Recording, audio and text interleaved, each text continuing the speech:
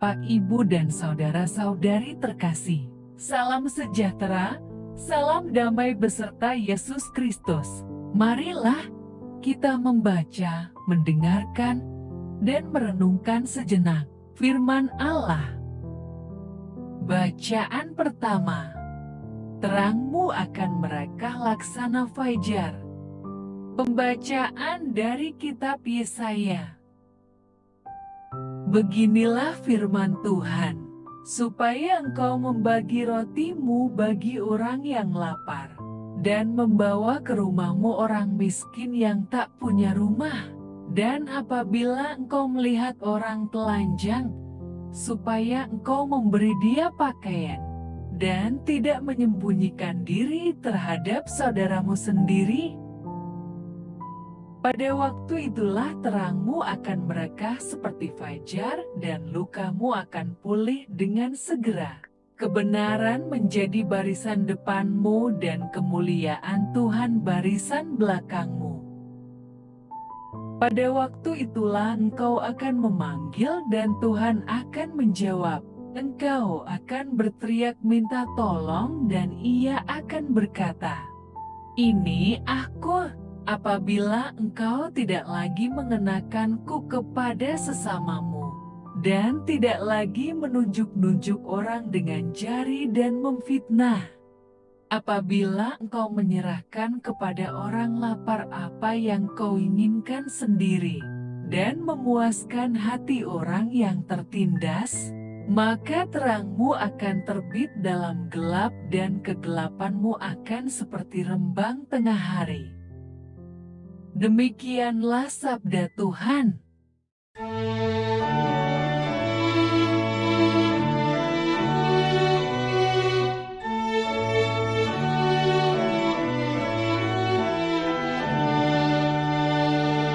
Bagi orang benar Tuhan bercahaya, laksana lampu di dalam gulita. Bagi orang benar Tuhan bercahaya laksana lampu di dalam gelap. Ia pengasih dan penyayang, serta berlaku adil. Orang baik menaruh belas kasihan dan memberi pinjaman. Ia melakukan segala urusan dengan semestinya.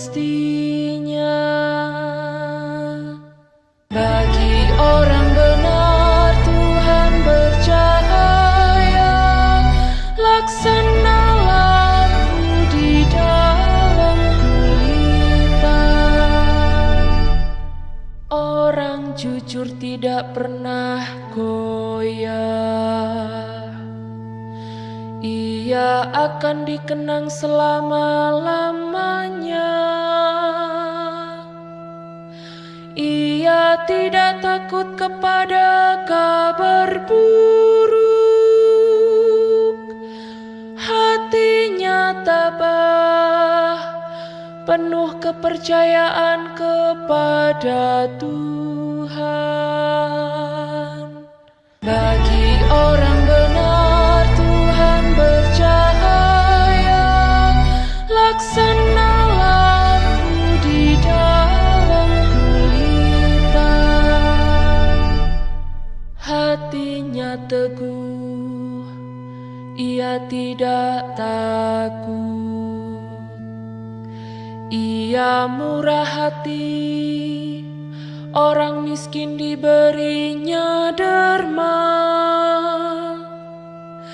Kebajikannya tetap untuk selama-lamanya.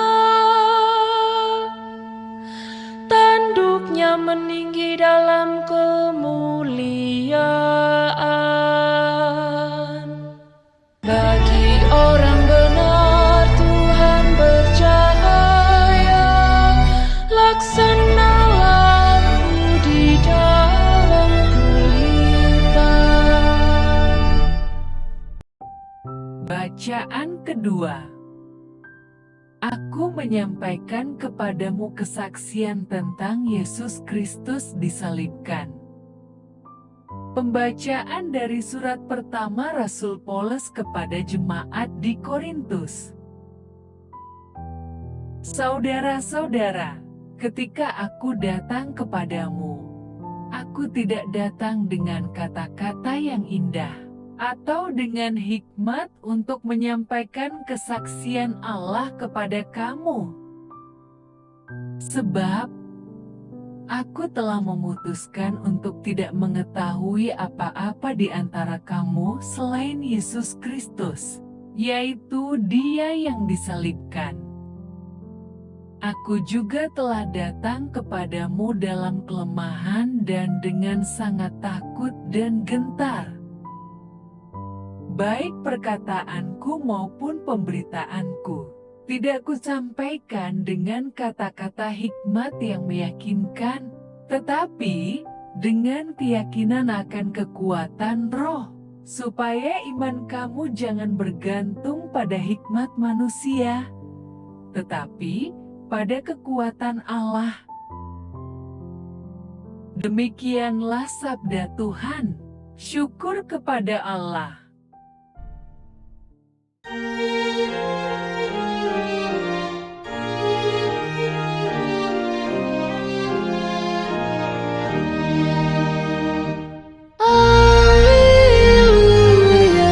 haleluya, haleluya. Akulah terang dunia. Siapa saja yang mengikuti aku, ia akan mempunyai terang hidup. Haleluya,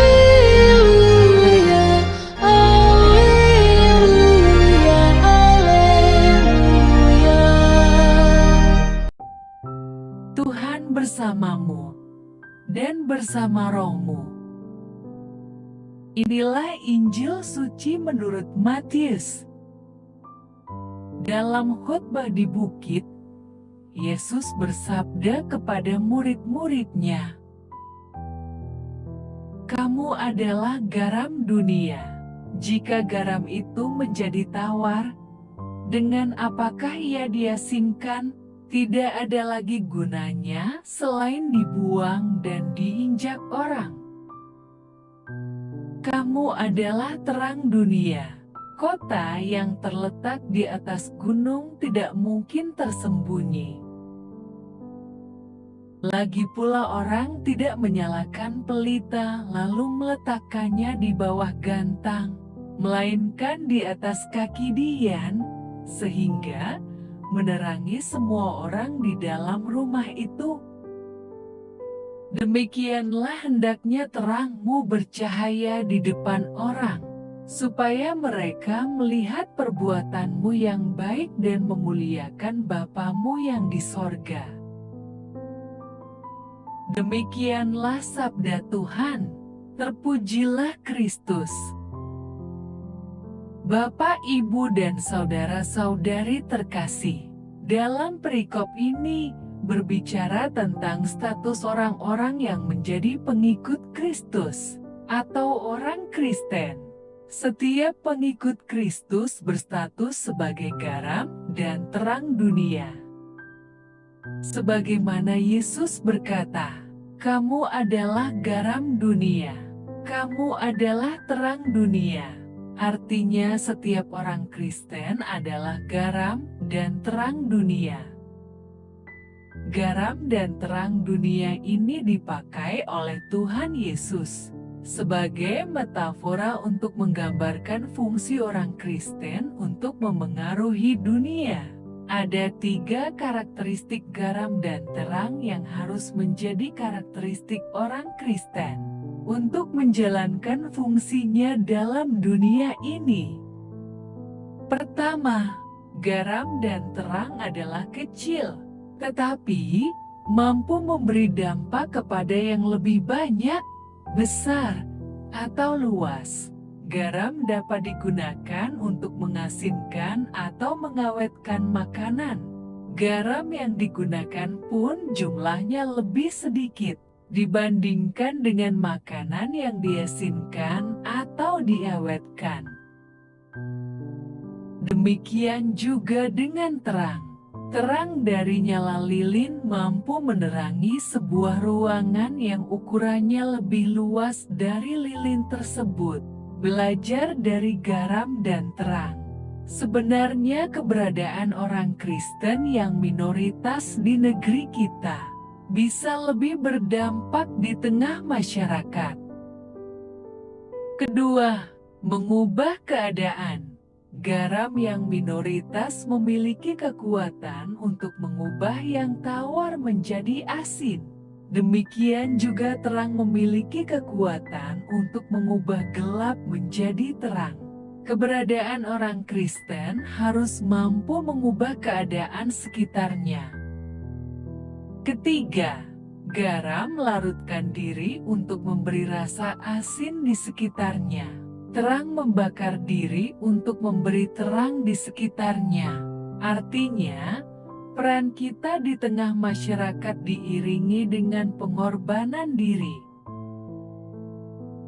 Orang Kristen tidak boleh minder meskipun banyak yang menjadi minoritas pada saat ini. Kita bersyukur karena Tuhan berkenan memakai kita untuk mempengaruhi dan memberikan dampak yang besar di dunia ini.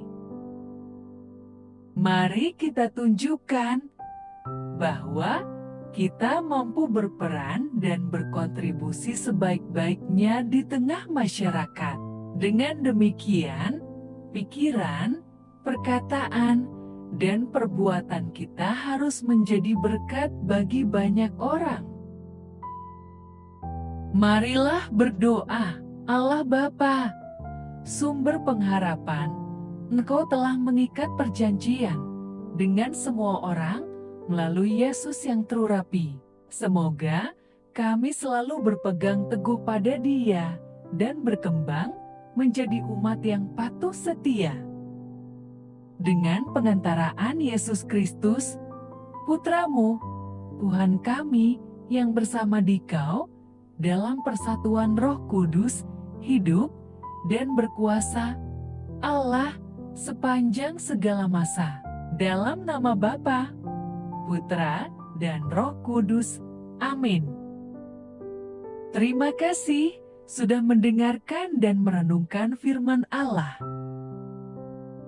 Jangan lupa subscribe dan jangan lupa juga aktifkan loncengnya. Terima kasih, Tuhan Yesus memberkati.